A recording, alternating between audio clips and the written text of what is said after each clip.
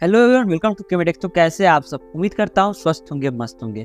तो देखिए गाइस, आप लोग के बीच में एक आर्टिकल अभी बहुत ज़्यादा चल रहा होगा। मैंने राधा किशन कमेटी की क्या बात हुई तो पहले बता दिया था, लेकिन अभी एक आर्टिकल आप लोग के बीच में बहुत ज़्यादा चल रहा है कि एजुकेशन मिनिस्टर यानी कि जो धर्मेंद्र प्रधान जी है, उन्होंने कहीं पे एक फंक्शन में कुछ बोले हैं नीट 2025 के रिगार्डिंग, यानी कि जो राधा किशन की कमेटी की रिपोर्ट आई है उसको लागू करने के रिगार्डिंग। तो क्या सब बातें हुई है, क्या सब पॉसिबिलिटी बनती है, क्या हो सकते हैं, क्या नहीं हो सकते हैं, पूरी जो भी आपकी डाउट्स आ रहे हैं अटेम्प्ट लिमिट के रिगार्डिंग, एज लिमिट के रिगार्डिंग, सारी चीज़ें पूरी डिटेल में हम बात करने वाले हैं इस वीडियो में। तो आप लोग वीडियो में इन तक बने रहिएगा, आपका सारा कन्फ्यूजन जो वीडियो में इन तक सारे कन्फ्यूजन आपका खत्म हो जाएगा। तो आप लोग वीडियो में इन तक बने रहिएगा, और वीडियो अच्छी लगे तो वीडियो को लाइक जरूर कीजिएगा और चैनल को सब्सक्राइब करके रख लीजिएगा, क्योंकि मैं जो भी अपडेट अगर निकल करके आएगी इसके रिगार्डिंग मैं आपको टाइम टाइम प्रोवाइड करता रहूँगा। तो आप लोग चैनल को सब्सक्राइब करके रख लीजिएगा। सो गाइस, देखिए नीट 2024 स्कैम के बारे में आप लोग जानते हैं कि नीट 2024 में बहुत बड़ा स्कैम हुआ, कैसे कैसे क्या हुआ, सुप्रीम कोर्ट में मैटर गया।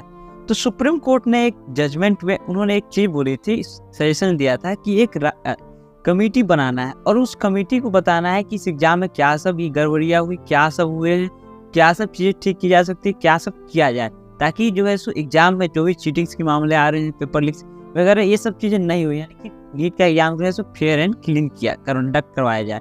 तो राधा कृष्णन कमेटी जो कि फॉर्म हुई थी, उस कमेटी के रिपोर्ट के अनुसार उन्होंने कुछ सुझाव दिए। क्या सुझाव सब दिए? उन्होंने एक सुझाव दिया हाइब्रिड एग्जाम मोड कंडक्ट कराने का, यानी कि एग्जाम से पहले आप ऑफलाइन ले लीजिए फिर ऑनलाइन ले लीजिए, यानी कि 2 मोड में एग्जाम कंडक्ट कराइए।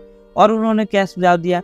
और इन्होंने दिया एज लिमिट लगाने के लिए, अटेम्प्ट लिमिट लगाने के लिए, और जो है सो क्या एग्जाम जो है सो आप गवर्नमेंट सेंटर्स पे कंडक्ट कराइए, जहाँ पे गवर्नमेंट के जो बिग सेंटर्स है उस पे कंडक्ट कराइए, ताकि आपका जो है सो गवर्नेंस उस पर बना रहेगा। प्राइवेट सेंटर्स पे पेपर लीक होने के केसेस बढ़ जाते हैं, क्योंकि आप हजारीबाग वाला कांड देख ही चुके हैं। तो वो उन्होंने बताया। तो ये सारी चीज़ें सो राधा कृष्णन कमेटी की रिपोर्ट में निकल करके आई है। अभी हाल फिलहाल में क्या हुआ है कि जो आपके एजुकेशन मिनिस्टर धर्मेंद्र प्रधान जी, उन्होंने बताया है कि जो कमेटी की जो रिपोर्ट आई है, कमेटी तो गवर्नमेंट ने फॉर्म की थी, यानी कि गवर्नमेंट के द्वारा फॉर्म किया गया कमेटी था। तो उस कमेटी की जो रिपोर्ट आई है उसमें जो भी अच्छे चीज़ होंगे उसको लागू किया जाएगा जनवरी 2025 ऑनवर्ड्स, यानी जनवरी 2025 के बाद जो है सो इसको लागू किया जाएगा। यानी जो भी बच्चे नीट 2025 के एग्जाम देंगे तो उस पर ये इफेक्ट डाल सकता है। तो देखिए, इफेक्ट डाल सकता है जनवरी 2025 में, ये बोल रहे हैं कि हम लागू करेंगे, ठीक है।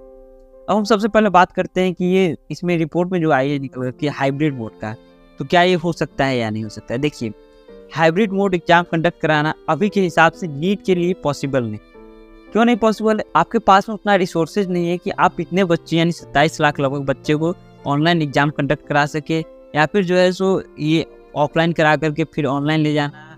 और भी सब बहुत सारे केसेस होते हैं कि जैसे देखिए, बहुत सारे बच्चे रूरल बैकग्राउंड से आते हैं, तो उन लोगों को जो है सो ऑफलाइन के एग्जाम देने का प्रैक्टिस है, उसको आप ऑनलाइन में शिफ्ट कीजिएगा और 3 महीने पहले बोलिएगा कि एग्जाम जो है सो ऑनलाइन होगा। तो ये सब थोड़ा सा प्रॉब्लम बनता है। लेकिन बाय द वे मैं मान के चलता हूँ कि अगर हाइब्रिड मोड आ भी गया तो उससे आपको इफेक्ट नहीं पड़ेगा। इसलिए नहीं पड़ेगा कि एग्जाम जो है सो कंडक्ट कराया जाएगा, सबके लिए हाइब्रिड मोड होगा, सबको ऑफलाइन प्लस ऑनलाइन एग्जाम देना होगा, और 3 से 4 महीने में आप प्रैक्टिस उतना कर भी लो कि आपको हाइब्रिड मोड में दिक्कत नहीं।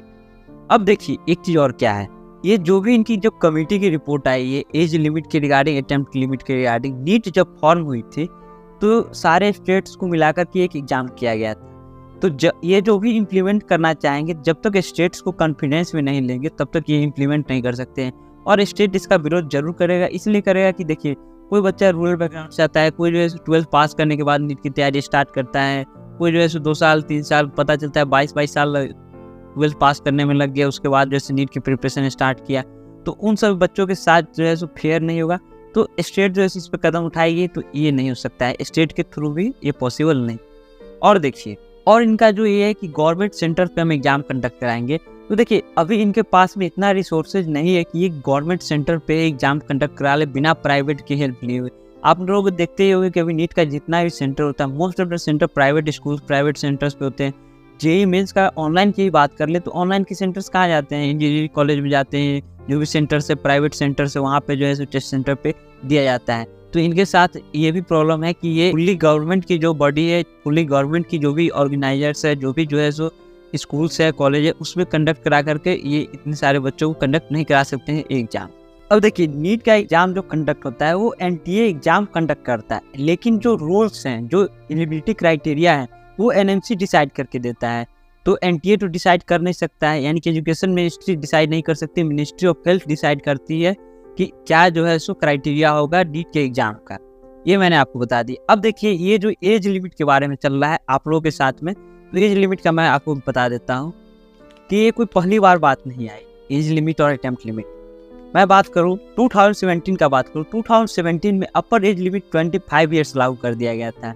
उसके बाद और क्या किया गया था, अटेम्प्ट्स भी लागू किया गया था कि नंबर ऑफ 3 अटेम्प्ट्स आपको ही दिए जाएंगे। लेकिन इसको जो है सो सुप्रीम कोर्ट ने खारिज कर दिया था।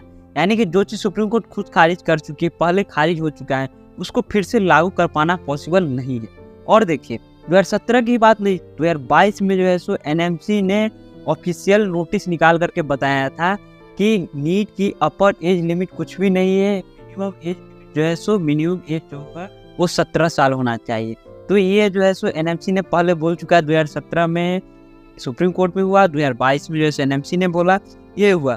अब देखिए अटेम्प्ट अगर लिमिट लग जाता है, मैं मानता हूँ कि अटेम्प्ट लिमिट लग जाएगा, तो अटेम्प्ट लिमिट अगर लग जाता है, सारे केसेस को मैं छोड़ देता हूँ, एक मैं मतलब ये मानता हूँ कि अटेम्प्ट लिमिट लग गया, तो अटेम्प्ट लिमिट लगने के बाद ये नहीं है कि पहले आपने कितना अटेम्प्ट दिया था, अटेम्प्ट लिमिट तब से काउंट होगा जिस साल से अटेम्प्ट लिमिट लगेगा। यानी कि 2025 में अगर अटेम्प्ट लिमिट लगता है तो 2025 को फर्स्ट अटेम्प्ट माना जाएगा, उससे पहले की काउंटिंग नहीं की जाएगी। उससे पहले तो 8 अटेम्प्ट किसी ने दिए, वो 5 अटेम्प्ट दिए होंगे, तो ये ऐसा थोड़ी कि आप सब कुछ जैसे एक बार में खत्म कर दीजिएगा, जी नहीं, ऐसा नहीं हो सकता है।